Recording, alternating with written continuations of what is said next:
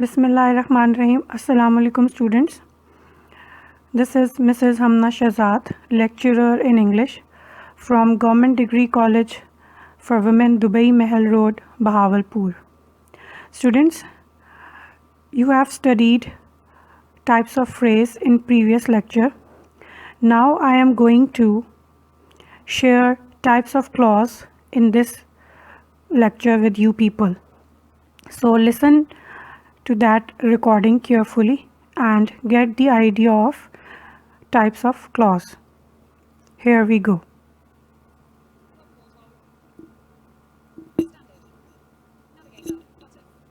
Bismillahirrahmanirrahim. Assalamu alaikum, dear students. I am your teacher, Mrs. Aksa Kamal, Assistant Professor of English from Government Degree College for Women, Dubai Mahal Road, Bahawalpur. Today we are starting our second lecture of Functional English, and the topic of our today's class is the types of clauses. Our today's topic is very much linked with our previous lecture that was on sentence structure or types of sentences. If I give you a recap of the previous lecture, I tell you that we studied about the sentence structure, I mean a simple sentence, how a simple sentence is formed, and the next type of sentence is compound sentence structure. In the compound sentence structure, we see or we analyze the formation of two independent clauses. While after that, we studied the complex sentence structure. In the complex sentence structure, we saw that one clause is a main clause and the other clause is a dependent or a subordinate clause. And the fourth structure that we studied was the complex compound structure. And as you see on the screen, the title shown or exhibited on it is the complex sentence. So why this is appearing on the screen? It is because our today's topic, the types of sentences, fall into the category of the complex sentence structure, in which we see one main clause and the other subordinate or a junior clause. And in our today's lecture, we shall study all those clauses which form different types of clauses. And these different kinds of clauses will include adjectival clauses and adverbial clauses, and after the adverbial clauses we shall see the noun clauses.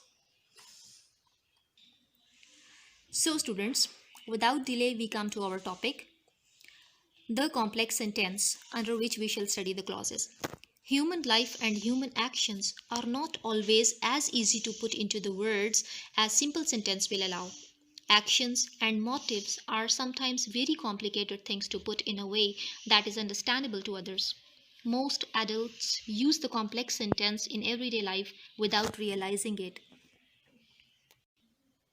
So, this kind of sentence will tell us not only who performed the action, the subject, but what he was like, where he was when the action was performed, and lots of other things about him too. Also, we can learn from this kind of sentence how, when, where, and why the action took place, and can thereby get a clearer picture of the situation being described. Now, students, all this description we have gone through. So we have understood that we do not always talk in a simple sentence structure. Rather, without realizing it or without the conscious efforts, we keep utilizing the varied sentence structure in our speech or writing to describe the things more clearly. So let us go through an example for the better understanding. The sentence, "the boy threw the ball," does not give us a very vivid picture of the boy. Vivid mean very clear. So vivid picture or the clear picture of the boy, the ball, or the situation in which he was throwing it. All we can gather from this sentence is that it was an action completed at some time in the past because it is in simple past tense. But we can add a great deal to this to make it more interesting and to give the reader a clearer picture by adding groups of words to the subject, the verb, and the object. So we can ask ourselves the following questions in relation to them, like the boy, which boy threw? So the boy threw the ball. The boy, which boy? So it will answering of this question or description, any clause that will stand to describe this boy will be considered an adjective clause. And threw, when we see the verb, the action threw, and any clause that will stand to define how this action was done, when this action was done, and where that action was done, and why that action was done. So all these answers will form adverb clause or adverbial clause. And in the end again, the ball, as it is also a noun, so it will again form an adjectival clause answering the question which ball. So for each of the questions we can find a group of words for the answer. These groups of words may form either a clause or a phrase. So let's see. A clause is a group of words forming part of a sentence and containing a subject, a finite verb, and sometimes a predicate. And for your revision, I tell you what a phrase is. A phrase is a group of words forming part of a sentence but containing no finite verb. So what is the difference between a clause and a phrase? It is that clause contains our subject. The essential components of a clause are a subject and a finite verb. So finite verb, any verb that indicates a tense, that is a finite verb. And what is a phrase? A phrase is a group of words which contains no finite verb and does not combine a subject and a finite verb together. So the difference will be made clear in the example that follows. So we start going through our first clause, that is adjectival clause. So adjectival clauses can be easily recognized because they do the work of an adjective in a sentence and always qualify a noun or pronoun. For example, these are the shoes which I bought yesterday. So let's see that in the sentence, in the main clause, these are the shoes. This is the main clause of a sentence, and which I bought yesterday defines the shoes. Shoes which I bought yesterday. This is the defining clause and actually defining the noun. So is doing the work of an adjectival clause.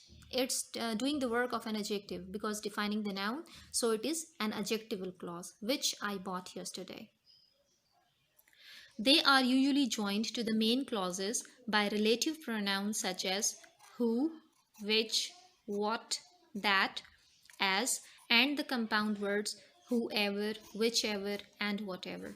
Also, this kind of clause may begin with an adverb such as when, where, why, whether, wherein, and care must be taken not to conclude that a clause is an adverbial one. So this is a very important point, that we must not confuse the adjectival clause with that of the adverbial clause when it starts with when, where, why, or any such conjunctions or any such pronouns, just because it begins with an adverb. So look at the sentence.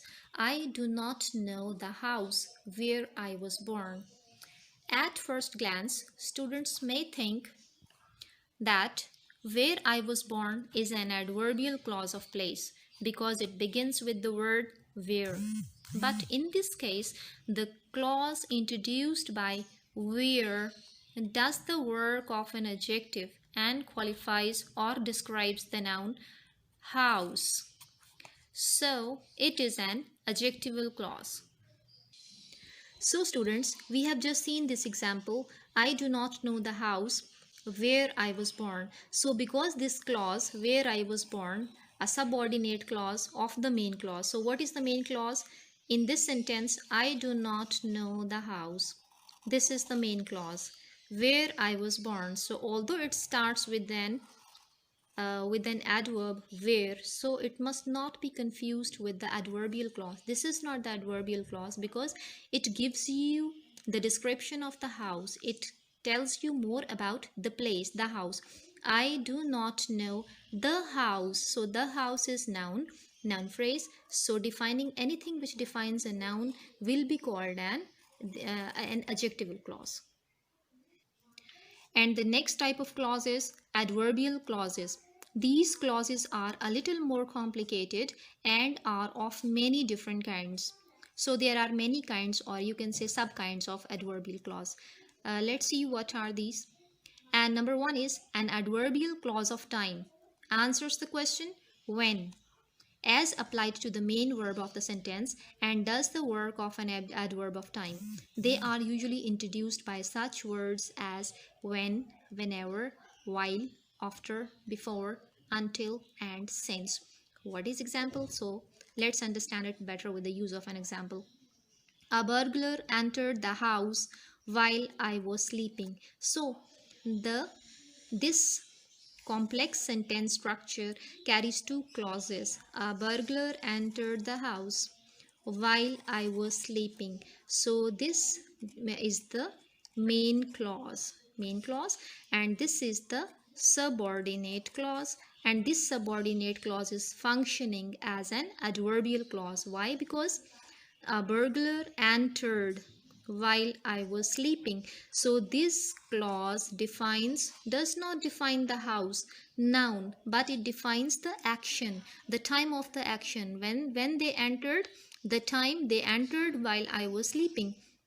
So this subordinate clause works as an adverbial clause and defines the time of entering, when the time of the burglar when he entered into the house. So while I was sleeping is an adverbial clause.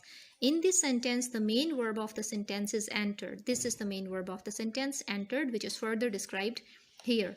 And if we apply the question when to it, we get the answer while I was sleeping. And so this is an adverbial clause of time modifying the verb enter. Modifying mean further clearing. Our next type of adverbial clause is an adverbial clause of place. Our next type is an adverbial clause of place is usually introduced by such words as where, whenever, whence, and whither, and answers the question where. So adverbial clause of place will answer the question where when applied to the main verb of the sentence. So we see in an example, you can go wherever you want to go. So you can go. Go is the verb of the main clause, and the subordinate clause is wherever you go and wherever. So the action of go is further described in wherever you want to go.